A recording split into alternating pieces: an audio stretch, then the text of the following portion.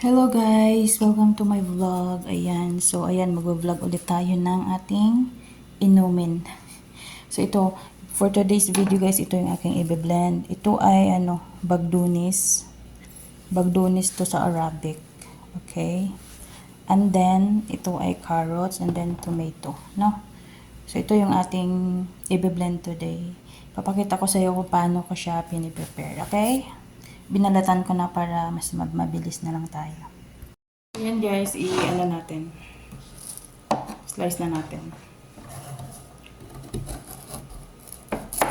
Dapat yung carrots, maninipis siya. Ay, sorry.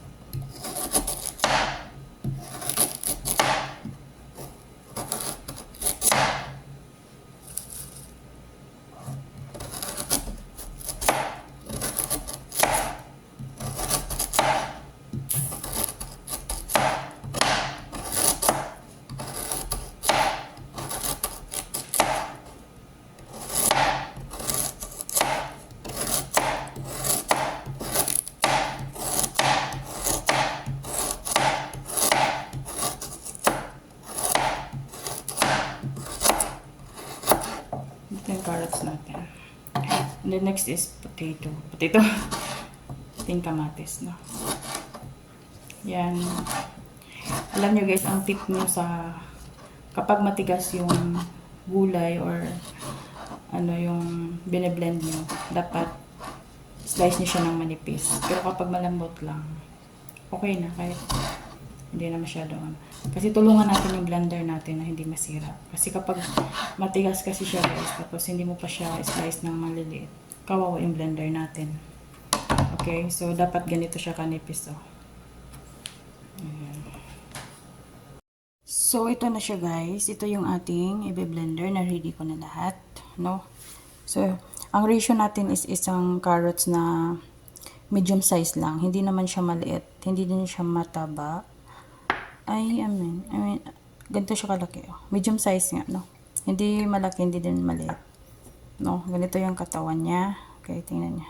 And then, ang kamatis natin ay malaki siya. Malaki yung kinuha ko kasi fresh pa guys. So, tingnan niya. Gusto kasi yung fresh. Kasi, pag fresh kasi, masarap yun. No? Harap. And then, ito yung next guys. Ito yung celery. Celery. Celery yung nasa isip ko. Bagdunis yan sa Arabic. Okay? So, ito yung isang basong tubig natin. No? So, ayun guys. No, hinanda ko na siya. And then, nakanda na din yung ating blender. Okay? Andito na din yung takip. No? So, ayan. Simulan na natin yung ating pagbe-blend. So, ayan guys.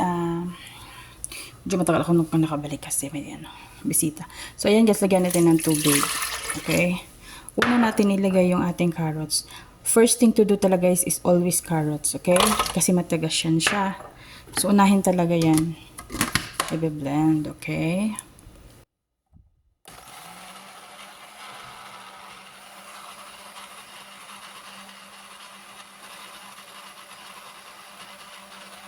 So, ayan guys, no. Kapag tapos na yung ating carrots, ilagay na natin yung ating tomato.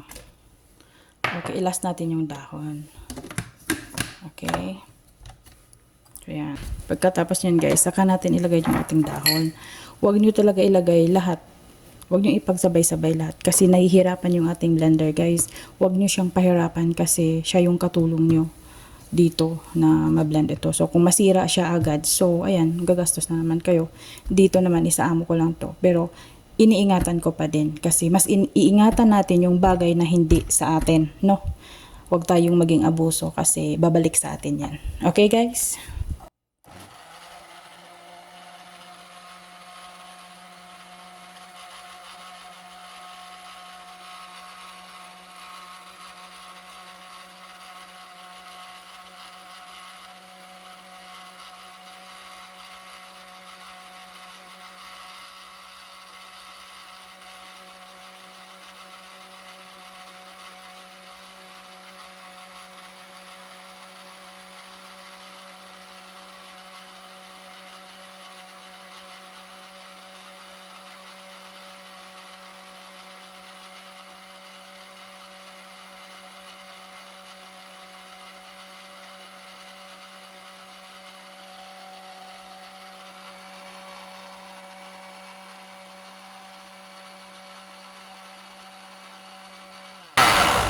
So, ayan guys. Pag nakita nyo siyang ano na siya, pwede na yan. Oh.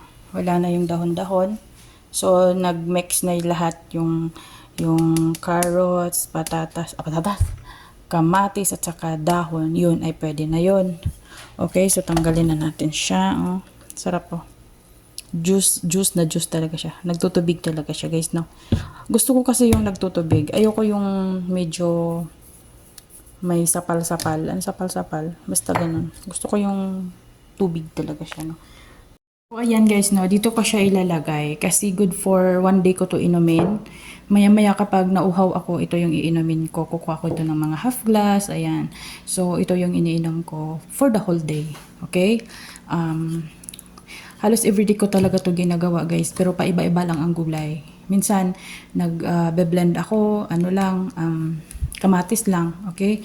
Tapos minsan din yung dahon lang, at saka minsan din carrots lang. It depends. It depends sa trip ko. Kung ano yung gusto kong inumin, yun yung i-blend ko. Tapos minsan din imimix ko siya, okay? Alam nyo guys, malaki yung tulong dito sa akin. Ano na siya, mabilis na akong magalit. Mabilis na akong magalit. Palagi kasi akong galit guys, ewan ko lang. Pero hindi naman sa galit. Yung ba? Parang may tupak. Ayan guys, no. So, dahil dito guys, maganda yung pagdudumi ko, yung flow of ko.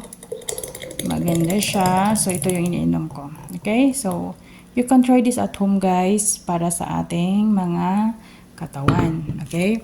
Kasi alam nyo guys, ang pag-aalaga sa sarili ay napaka-precious moment yan. Every time, pinapakain natin yung sarili natin ng mga masusustansyang pagkain. Kasi at the end of the day, of the year, tayo din yung mag-harvest dyan, no? Kasi alam nyo guys, ang hirap ng panahon ngayon, bawal tayong magkasakit, no? So, mas maganda yung ingatan natin yung ating mga katawan. Okay guys, so dito natutapos yung ating video. Thank you for watching. Please like and subscribe. Happy Mommy, okay? So, stay safe, stay healthy, and be a blessings to everyone. Bye-bye!